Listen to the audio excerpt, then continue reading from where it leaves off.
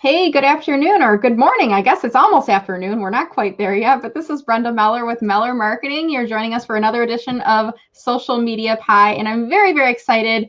My very special guest today is Jeffery Tobias Halter, who is president of Why Women. Jeffrey, how are you doing today? Doing great. Thank you for having me on. Good. Well, it's a pleasure. And you and I actually met a few years back. We were both presenters at an International Women's Day conference. I was in a breakout session, and I think you were the lunch keynote. And I remember vaguely, I think you were wearing some heels that day, some high heel Yes. shoes.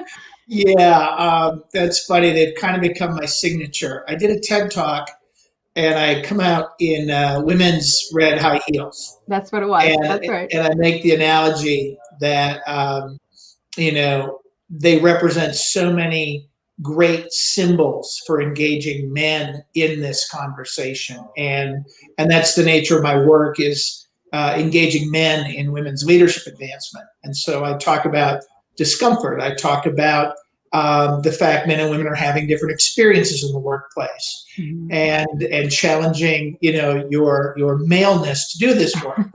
And so they're kind of my Your symbol, calling as it card or were. something, Yeah. right? Yeah, I love And, it. it, and, And it, and it's not a pretty picture. They're no, size I thought it 14. was great. Great for audience engagement. And I think, International Women's Day, we had a lot of women in the audience, but obviously men supporting women were attending Yeah, the event as well. So before we kind of kick off into the conversation here today, I just want to let our viewers know if you're watching us live on LinkedIn or live on Facebook, we're going to be here today having a conversation with Jeffrey about leading with empathy. And you can see a little comment, a little ticker running below. If you could please leave us a comment below and let us know where in the world you're watching from. I'm in Metro Detroit. I think, Jeffrey, you said you're in Atlanta, Georgia? yes.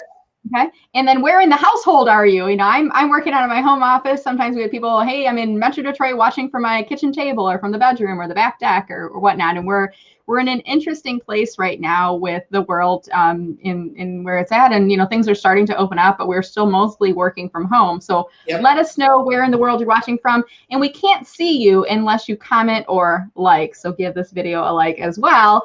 And join us in the conversation. You'll have an opportunity to ask questions a little bit later on. So Jeffrey, if you could, before we jump into the conversation today, why don't you take a moment and describe, if you could, who are you, what is Why Women, and what are you all about? Sure. And thanks again for having me on. So, Why Women is a boutique consulting company that focuses on really two things. One is helping companies create end-to-end women's leadership strategies.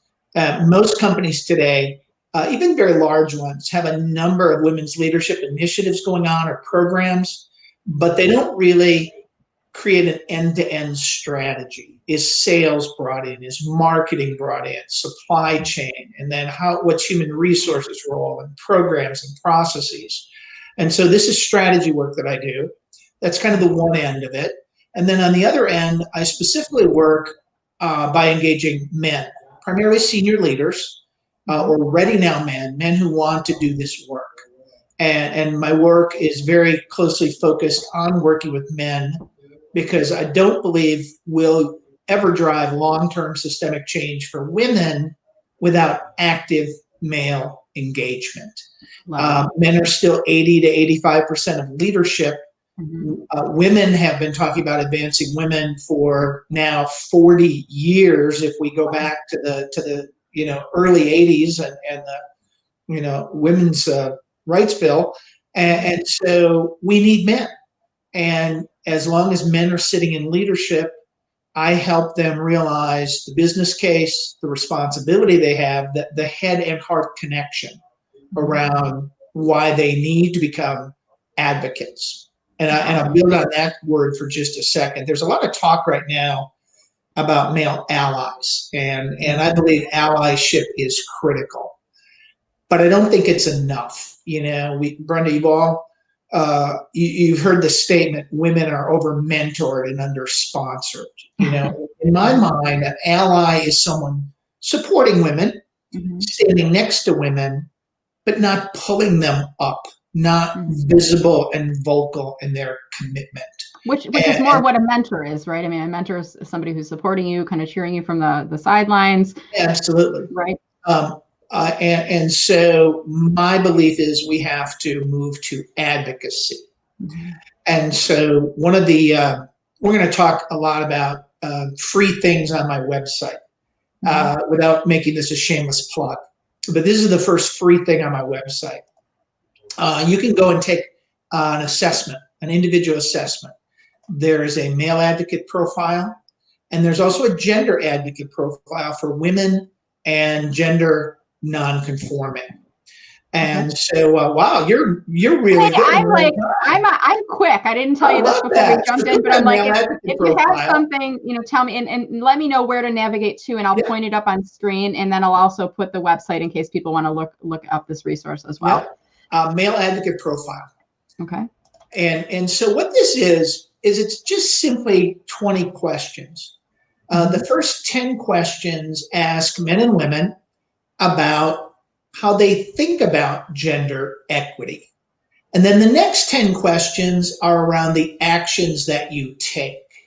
And so this is my first free gift to all your listeners. Take this assessment, have your team take this assessment, and use it as a conversation starter.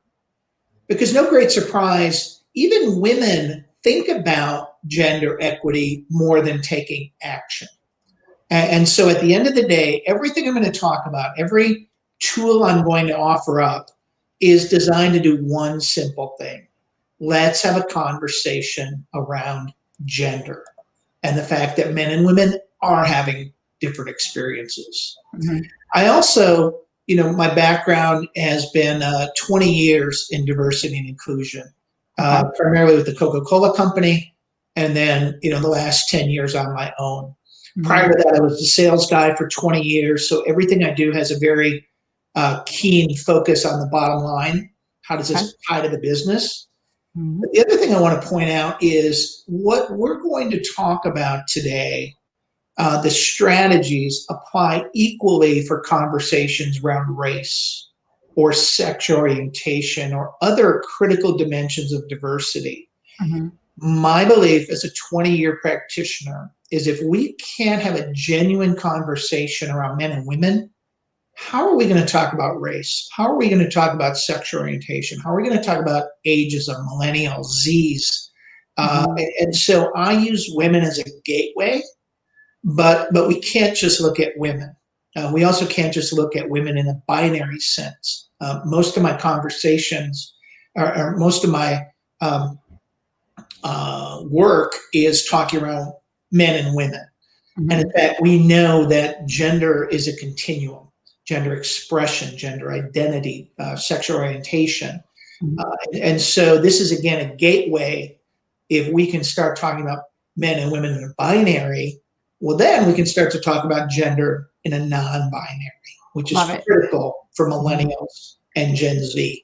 So when we first actually set up this interview, Jeffrey, this was probably a month or so back, I was working with your assistant to set this up, and we were actually, the conversation was going to be more on kind of the gender balance or men as allies in the workplace. And I think we were even saying, hey, Father's Day is coming up. We could get, men involved in the discussion here. And then it's like the world has changed and the world continues to change. And 2 weeks ago, you said, hey, I think we need to shift this topic and let's talk about leading with empathy. And I'm like, perfect, great conversation. And then we were scheduled to go live last Tuesday, and you reached out to me Tuesday morning and you said, hey, there's this hashtag that's happening. And it was Blackout Tuesday. Am I remembering the name of the hashtag correctly? And, organizations are committing to, kind of going quiet on social media that day and, using the black symbol, the black square symbol across platforms. And you said it might be best if we reschedule. What do you think? And I said, absolutely. I hadn't even heard about it at that point. And then I went on the social net and it was everywhere, So, I think you're exemplifying this because you could have said, hey, we're going to keep this interview going and I'm going to insert myself into the conversation. But I think it was really nice that you said, let's wait. And, coming into this week's conversation, the world continues to be evolving and changing. And we're seeing different leadership styles being tested. And we're seeing some leaders failing out there in terms of communications. And we're seeing some leaders rising because of what they're being faced with right now. It's interesting, this topic. I mentioned early in my career that I was a sales guy, and how I ended up in the world of diversity and inclusion at the time was kind of a mystery. I was actually working in sales training. I'm a certified sales trainer, and the company I was working with had a $200 million discrimination lawsuit. Wow. They also laid off 8,000 people. And so overnight, I was one of 6 people that was put on the lawsuit settlement. We had a whole team of people, but I was one of 6 leading up the diversity education initiative. Okay. Now, I'm a straight white guy, and I wondered what I did to get this assignment because I didn't know anything about what I was doing. I literally had to train 4,000 people who I would say mostly were hostages, did not want to be in this program. Whenever you have a lawsuit, and you're forced to go to mandatory training, there's always issues. Yeah. And it was interesting to me. It was life-changing. And I tell this story because it has so much applicability today. So I'm in class every day, wondering why we're here.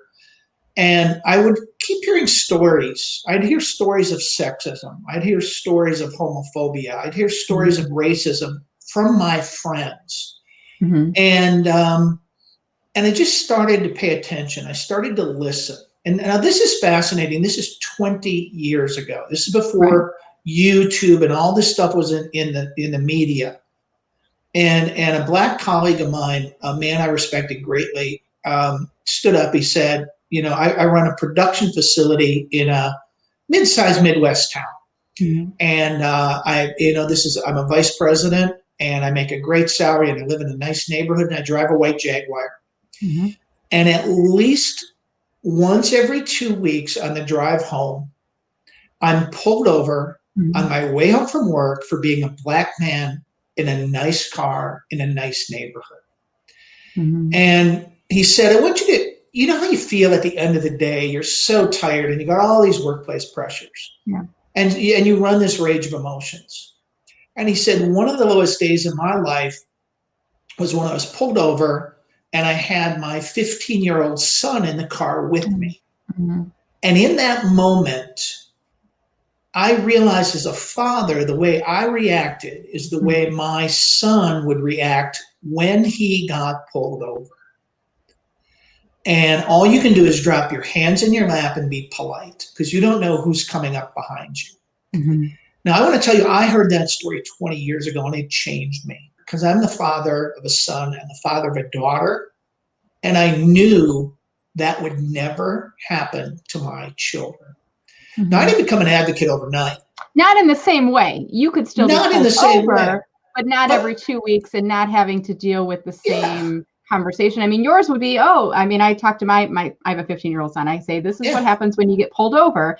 And mine is more process. You need to know where your license, insurance, and registration is. You're polite, and that's it. And it's not like your life could be on the line here if you don't follow these instructions. It's a different conversation. And that was 20 years ago. And so, this is another opportunity. You know what? If you don't understand this topic, take a black colleague to coffee and just say, what don't I understand?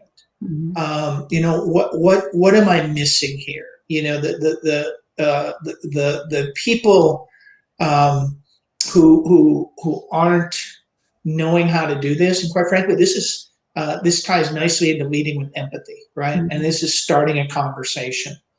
So I love to do stuff in real time.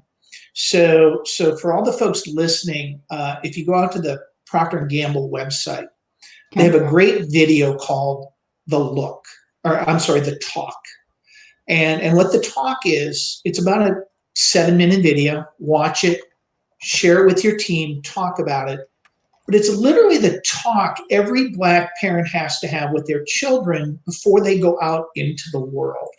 And then they've done another one called The Look. And the look is just the simple microaggressions that African Americans face when they go anywhere. The grocery store, the clothing store, the auto repair place. And so use these to start having conversations, because I've been doing this work for 20 years and there are still so many things I don't understand.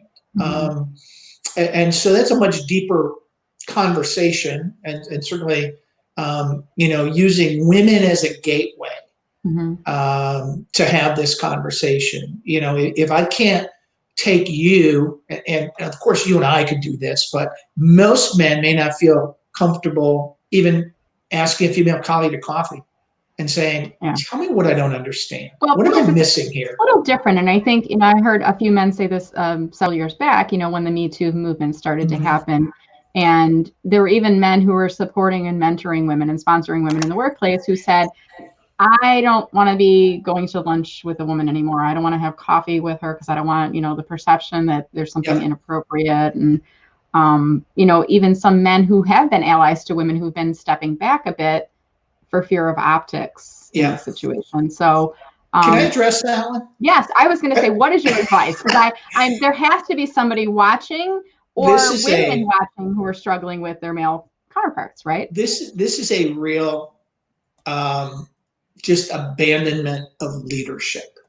I talk to senior leaders all the time, Brenda, and in this Me Too era, there is concern about men. Men are afraid we may say or do the wrong thing.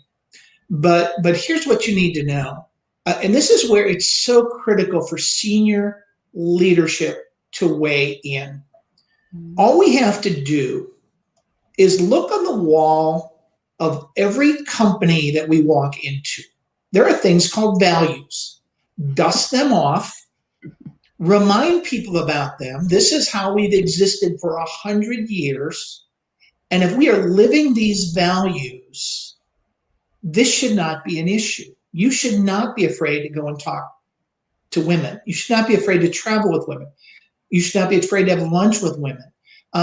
This is leadership saying we have no control over our company. And that is the worst thing we can do. It just demonstrates weak leadership. And those are the companies that, that aren't going to make it. But it drives me crazy when I hear this, men are afraid. Well, get over it. Be a leader and call your people out. I know of companies when Me Too started that had roundtables and said, you know what, if you don't feel comfortable, I want to know about that. If one man in this organization says, I'm not going to go to a coffee with you, you call me and I'll have a conversation with that man. But you know what? How many companies choose to say nothing? And so this has to be both ways, because I know you probably have probably more women watching this podcast than you do men. And so I want the women who are listening to use this as an invitation to say, hey, Jim, listen to this podcast and then let's go have coffee. And you know what? Use this as an icebreaker to start to have that conversation. That's good. And when you say you think there's more women watching than men, is it because of the topic, leading with empathy? Is that not a subject that pulls men in, or are you saying because I'm a woman and I probably am connected with more women, or what's your conclusion there? I'm curious. You know what I have found, and this is a gross generalization. I won't call it a stereotype, but I will call it a gross generalization. Typically, men struggle a bit with what I would call soft skills, the things we used to call soft skills. When in fact, in this day and age, it's all about soft skills. Command and control are gone. No, they're still there. No, they are still there, sadly. Unfortunately. Yeah. The challenge, I grew up in the 80s and 90s, and it was really easy being a leader. You told people what to do, and they did it. Today, if I have 8 people on my team, I have to talk to them individually about how to motivate them. What do they want? And oh, by the way, I don't have 8 people anymore. I probably have 20 people, going back to the last reorg of 2008. And then we probably did it again in 10 and 12 and 16. And now we're hit with a virus. Right. And now we're hit with Black Lives Matter. And, as a manager, as a leader of people, I developed this talk called Leading with Empathy, because I don't think it has ever been more critical. It goes to the heart of culture. It goes to the heart of inclusion, which is really where we want to go. And it speaks to the fact that we have to acknowledge as leaders, it's not business as usual. People are hurting. And so, every man I talk to, I say, you have got to demonstrate empathy. What's the We reaction? Because I would feel like if you talk to me as a woman, I would be like, oh yes, definitely. Let's have this conversation. I mean, do men kind of like get closed up at that point and say empathy? Are they hands off, or what's the response there, Jeffrey? Yeah, what I try and do is always frame it within a business context, right? So I'm not even going to say it's leading with empathy, even though that's what it's about. I lead with something. It's a hot phrase right now that Google kind of termed, and it's at the heart of culture. And it's around leaders today need to establish psychological safety. Psychological safety says I can bring my whole self to work. I can raise issues. I can challenge the way we do things, and I will be supported. And Google has determined this is literally the number one driver of not just productivity, but inclusion.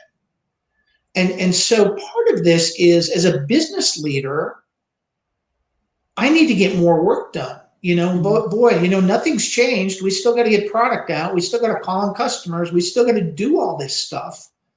And so I use a very simple acronym around what leaders need to do. And it's called evolve. And so if you have a minute, I would love to go into that. Sure. Yeah, let's do it. Okay, great. So the one thing I want leaders to do in this notion of leading with empathy is to evolve. So I'm going to go through this pretty quickly. We can post a copy of this on your website. But basically, it means explore, value the person, be open-minded, listen, validate, and then engage. And so I'll give you a little double click on each of those so what this looks like in the workplace. The first one is explore. Explore your own biases. And I don't mean this from a racial standpoint. This is more from about the way things work. If ever there's a time to change the way things work, it's now. We are clustered at home.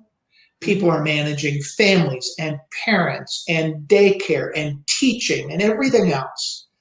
And so it's around exploring the nature of the work.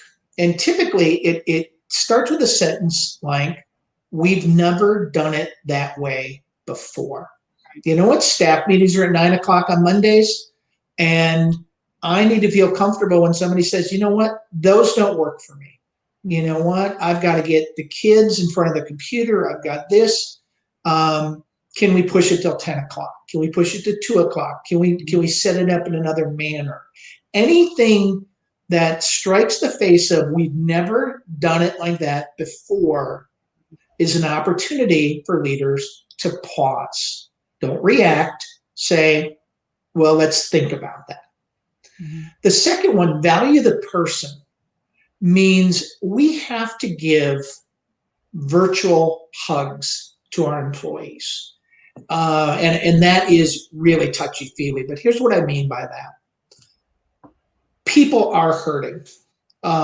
They have somebody impacted by the virus. If you know anyone with small children who are trying to balance 2 jobs, bandwidth, children under 3, getting groceries bought, managing bandwidth when we both need to be in a video conference.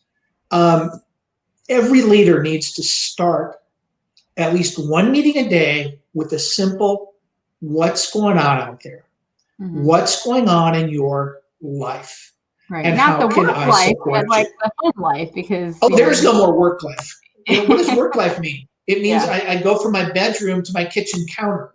I have not gone to work. And so this is where we really need to think timeline, headspace and thinking about things and responsiveness to emails. And I can't do that unless, Brenda, you have the psychological safety to say, hey, Jeff, this isn't working. This, whatever this is not working for me. Well, the only way I can find that out is to genuinely find out what's going on in your life. So take 5 minutes once a day, talk to your team. What's going on in your life? Do you recommend this one-on-one or in the group setting? No, I recommend it in the group, because the group is going to be supportive of each other. That's what you're trying to build here. And you're building psychological safety. But that simple question of how can I support you just opens the floodgates to ideas around how we can do this different. Hey, Brenda, you're talking about this. This is something I did in my home life or work, or I created an app, or I found a shortcut. Maybe I can help. And so that valuing the person and not making them feel minimized. And this is particularly true, and this gets into kind of the gender space, where maybe you're the only woman in the team of 5 men. And maybe they've got different family arrangements, but this is where you need to feel comfortable. And as a leader, I need the men to volunteer that they're having issues, so that the women feel comfortable volunteering their issues. That now there's a little bit more equalization, I think, that's happening, because before it was the husband goes to work and the wife maybe work part-time, but has all of the child rearing responsibilities. Yep. Now you've got both spouses in the home, and I'll use your statement. We've got 2 working spouses, both of them in the home. No longer can you say, okay, wife is taking childcare responsibilities because she's not as working and is a demanding job, because we're both in the home. It's a demanding job in both cases. So I'm kind of curious if the guys that are watching, and I asked you guys to leave a comment below, are you picking up some of that childcare response? Are you becoming the teachers, the homeschoolers? Are you helping out? And is there a little bit more equalization with that now that we're all working from the home? I'm curious. Yeah, and that's an interesting one. I will tell you that because this is evolving research. The evolving research is men are doing more. It's far from equal. Women are still doing a lot more at home. But I would love your comments. The O is, again, staying open-minded to new ideas, opportunities. There's another free resource you can watch. It speaks to unconscious bias. Kristen Pressner has a TED Talk called Flip It to Test It. And it's out on TED Talk. It's about 8 minutes long.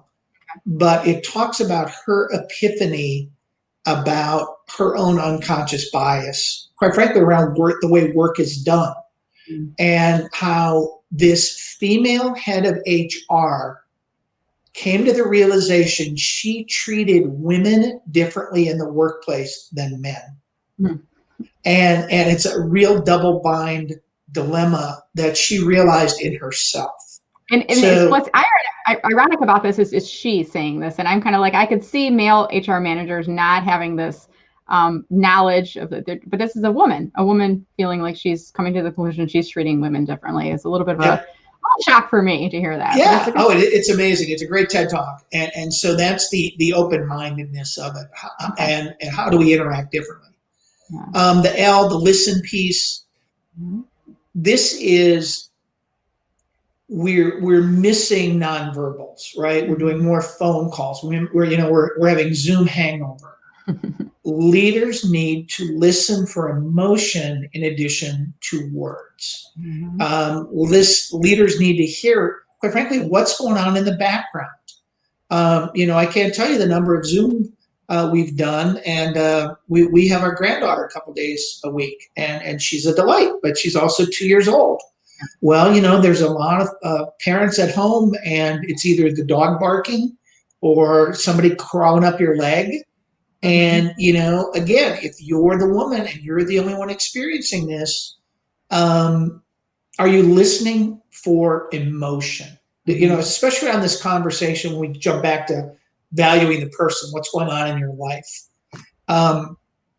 You know, you may have a parent who's suffering with the virus. You may have a parent that's suffering, quite frankly, from loneliness. You know, I think about some of the people in California or New York that have been in apartments, you know, for a month. You know, so this is the listening for emotion. The last V is validate, and this is again so critically important. We can miss so much by not having the nonverbal, by not being in the room together. And so it's important to restate. So, Brenda, is this what you're saying? As opposed to assuming that. Because you may have made a comment, and this gives you the permission to say, no, Jeff, that's not the point I'm making. So I'm giving you that permission by restating what you said. And then the last part is engage. And that is the closing, and that's the powerful part to say, I stand with you. I'm going to support you. You know what? Wow, we came up with some pretty wacky ideas on this call. We're going to try them. We're going to try them. And so that's the actually doing something at the end of this conversation. And so that's how leaders, I believe, can be more empathetic, men and women. Doesn't get in the way of business. In fact, it's going to promote productivity. And I think it's actually going to be one of the biggest skills, because we're not all going to be back in the same room anytime soon doing business. Yeah. And how are things in Atlanta? Are workplaces starting to bring employees back yet, or are you hearing of a timeline yet? What's happening in your area? Yeah, you know, it's really dependent on industry and functional areas. You know, everybody from I've got a couple of clients, not in the Atlanta area. Amazon's one of my clients, and they have said no live in-person meetings until 2021. Wow. And so it's obviously changing the nature of training.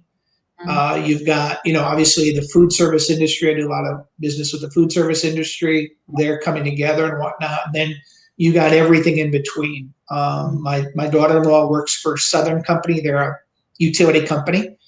And she's basically been told you'll be home at least until January. Until January. Because it took us a little while to get there, right? But now that we're there, we're like, hey, this is actually working out pretty good, and we can keep our employees safe and productive, right? Yep. And hopefully we can start to get out and enjoy this, you know. And the other fascinating thing, I was talking to a colleague about how this is actually, you know, what I would call hard charging type A's are realizing, oh my God, having this free time is kind of nice. You know, I don't have the commute, and I have quiet time to think about the business. And so there's a lot of people who are speculating that, you know, people may not even be coming back to the workforce. And what is that going to look like? And that actually kind of leads back to my day job, which is, you know, one of the drivers of why we need to advance women is the war for talent. Well, what we're seeing is a lot of boomers, you know, mid-60s saying, I kind of like this thing. I kind of like having this freedom. And why would I go back to work for 2 or 3 more years? And so, you know, the number used to be 10,000 boomers a day, largely white men leaving the workplace, being replaced by 85% women, millennial, and people of color. So think about that shift. Well, if that accelerates, and boomers leave sooner, even though, you know, supposedly jobs aren't going to come back that quick. I think depending on the industry, depending on the function, jobs are going to come back pretty quick, especially for your best and brightest. And you better figure out how to keep them. Okay, so we had a strong economy coming into this, so we're all hoping we'll rebound more quickly once we get back. And the other point I want to make is I hear you talking about the baby boomers, and I've heard of the concept of the silver tsunami, you know, that wave of baby boomers that are going to be leaving, you know, the workforce because they'll be retiring. And you know, kind of touched on something very relevant right now.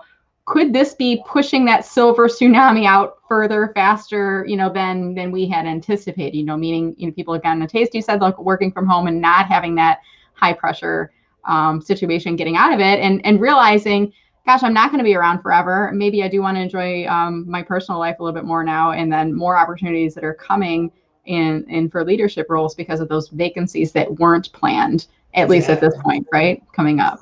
Yeah. And I think it actually paints a dynamic about diversity and inclusion, because what you're going to see is, I mean, COVID aside, the economy's in a pretty good place.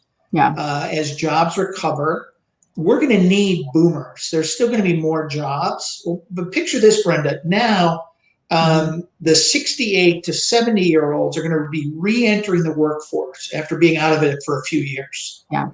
They may not have the technology skills they need, and they're going to be working for millennials and Gen Z. So now picture this. So I'm a boomer. I don't have the necessary skill sets. You really need me, and I'm working for my children and my grandchildren. So if we think millennials may be tough to manage, I want millennials to think about at some point managing their parents who have to come back to the workforce.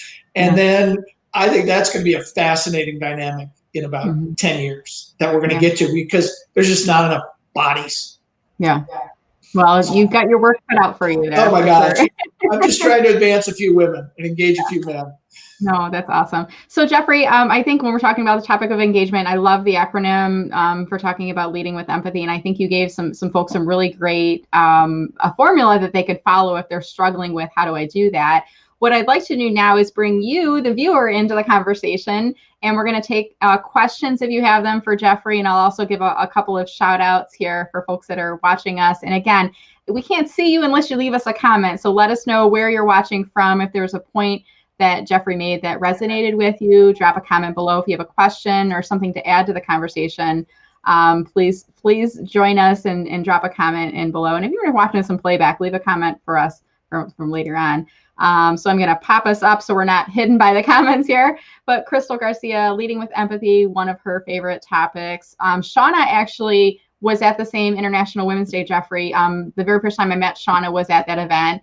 And she sent me a picture of you with the red heels up on stage. And I was going to drag it out for the conversation here today. But Shauna met you, and she actually messaged me last week, and she said, hey, did I miss the interview? I was looking forward to it. And I said, oh, we moved it. So I said, it'll be next Tuesday instead. Great. And then we have Catherine also joining us from Metro Detroit. Hey, Catherine, how are you? We have Sidra who says hi. Alpha, and I think I said, are there any men watching? And I said, leave a comment below and say here or hi. So Alpha, thank you for joining. We did have men joining us and women joining us in the conversation here today. Monica is joining us from Shelby Township. Let's see, and she's on the front porch, she says here. We have Shauna's from Belleville. Jelani is from Linden, Michigan. An anonymous user, but from Seattle, Washington, getting ready for their days, a couple hours away. We're international. We have Tina joining us from Belgium, Europe. So hi, Tina. Thank you for joining us. And then we have a few other folks. We have Hakeem, who's been joining us. Olivia has been dropping in links. Thank you so much, Olivia, to the videos that you've been talking about. So she had the talk, it will be in the comments, and then the look, the Procter & Gamble videos, both of those are in the comments. So guys, definitely check those out. Let's see what else we have on here. Olivia just is adding to that conversation about the simple open-ended question, what's going on with your life?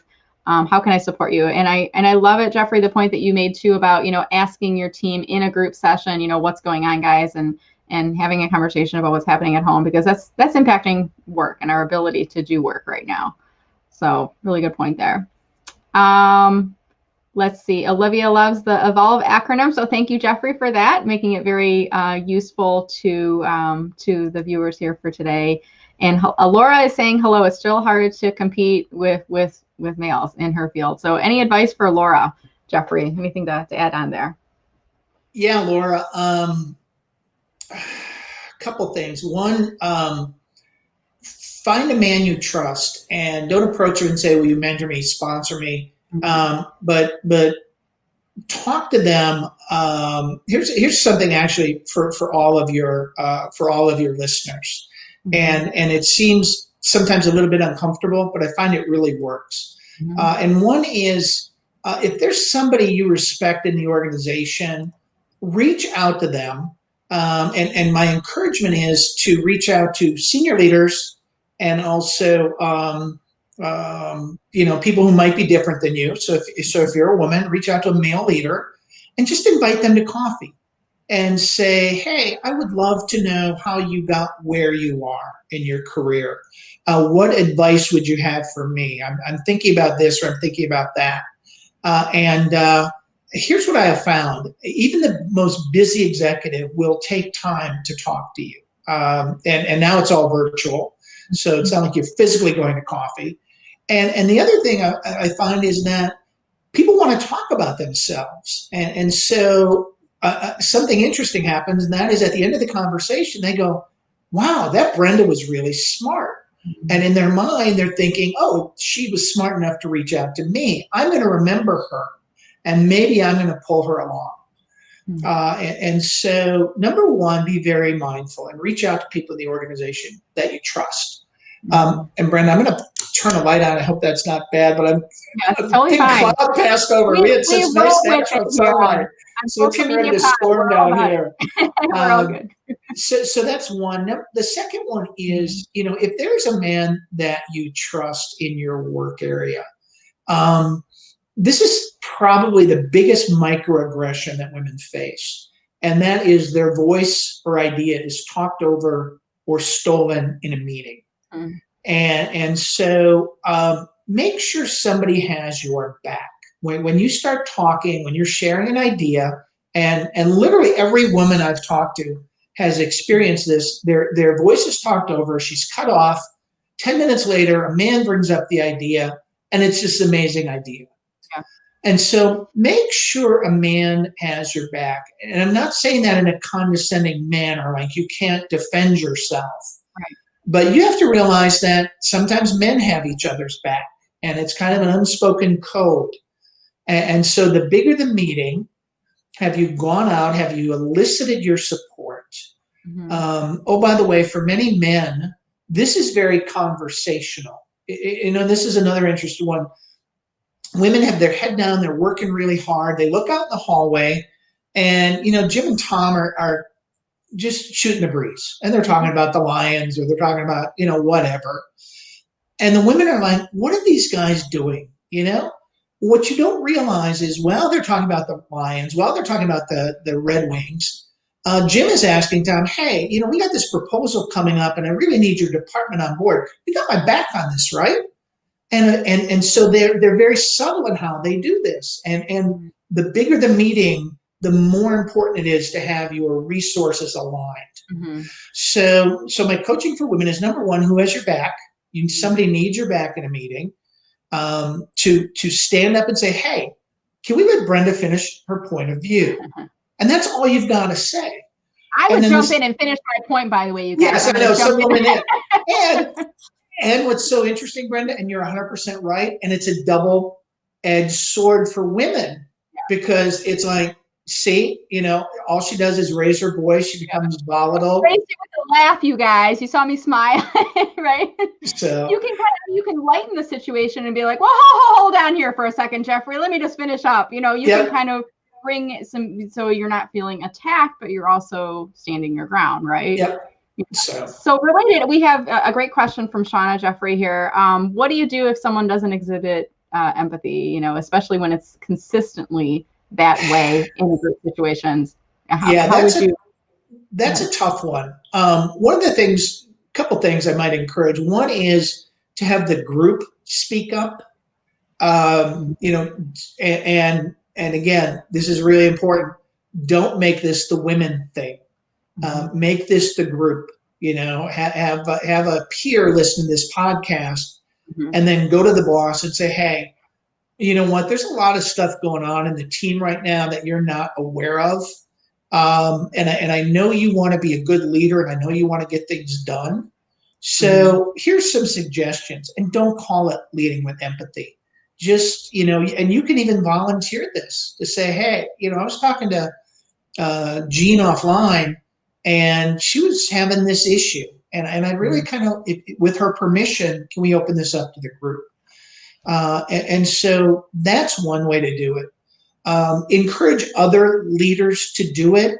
I find most leaders to be ultra competitive. And so if Brenda's doing this leading with empathy thing to open her meeting, I can maybe get behind that. And then here's the last one. I think that is so critical. And this comes from doing 20 years of D&I work. And I call it, I'm not an idiot whisperer. And what do I mean by that? What I mean is some people will never get this. Some people will not understand why we're talking around gender equity. Why do we need to talk about race?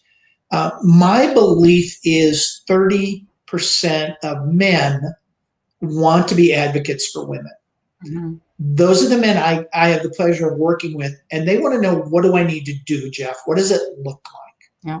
I think there's another, it's almost like a brand adoption model. There's another 50% of men who could get behind this if, there was a business case, there was a rationale, my boss thought it was important. But they're not going to lead it up. Yeah, they're not going to necessarily press that agenda, but they'll support it if there's a business case for it. Exactly.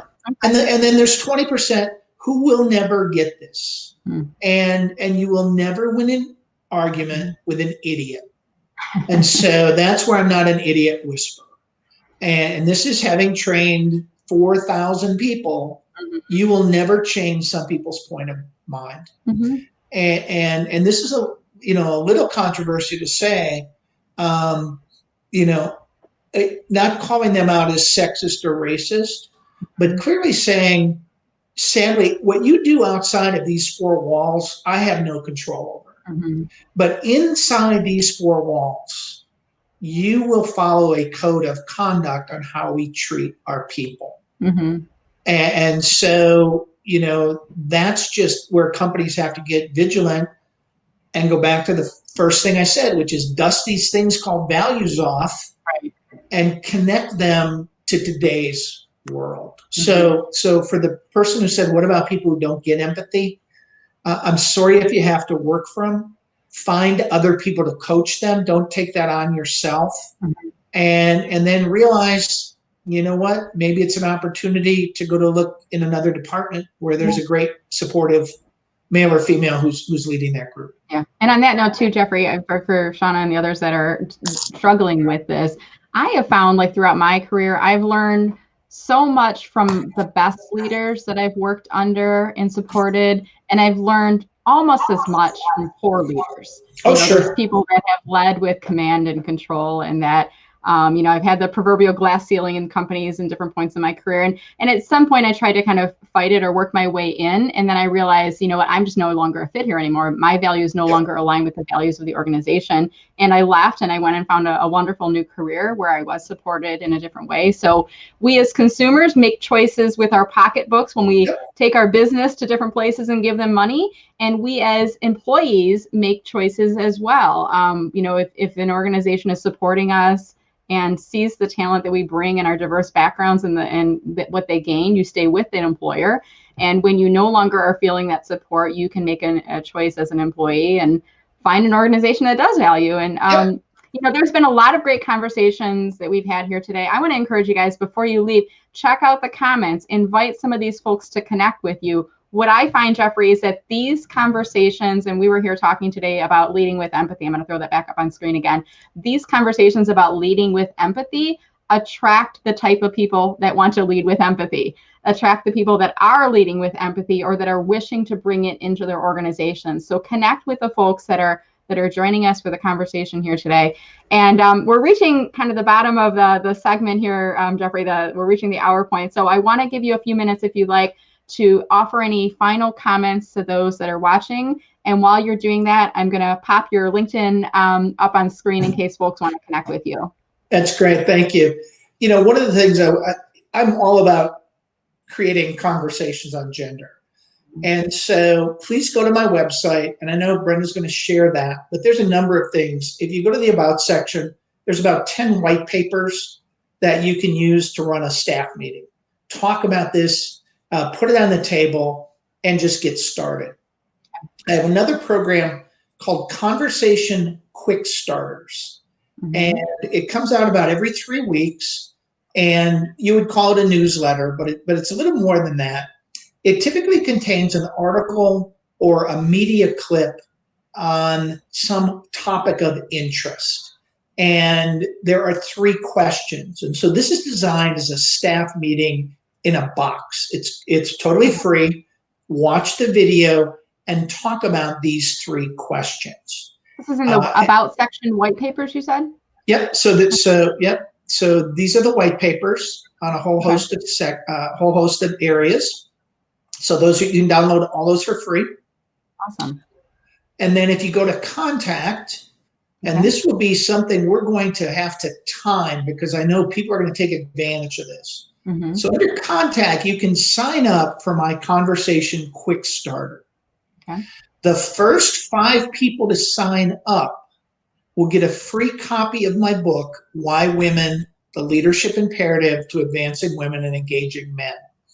So sign up for my staff meeting in a box. You're going to get the benefit of that. And then the first 5 people are going to get a free book.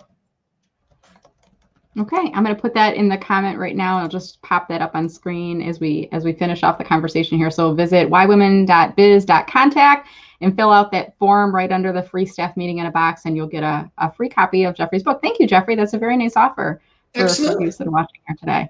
All right, so thank you so much, Jeffrey. It's been a delightful conversation. I feel like we could talk probably for another couple hours on the subject. Yes.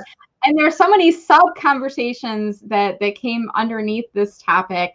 As we wrap here, I just want to remind people, I think I had your LinkedIn URL. You are open to accepting LinkedIn invitations from folks that are watching it. Okay. And guys, what I would recommend is when you invite Jeffrey to connect, make sure that you mention in your invitation that you saw him on LinkedIn Live today.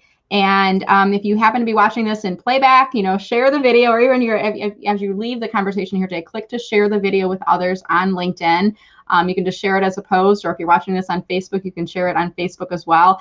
Part of what we were talking about here today, it can't happen in a vacuum. It has to happen as part of a broader conversation. So let's bring more people into the conversation here about leading with empathy, about, sometimes difficult conversations that we need to have, but that are going to advance us forward as a society, as employees, and as leaders. So thank you, Jeffrey. It was a delight speaking with you. I really enjoyed your time today. Thank you so much. Thank you. All right, guys, have a great day. Stay safe and stay healthy. And make sure, if you're not already doing so, to click on mellermarketing.com/subscribe, and you'll get notification of my future Social Media Pie interviews, as well as notification of LinkedIn strategy tips. Stay safe, stay healthy, and we'll see you guys online. Take care.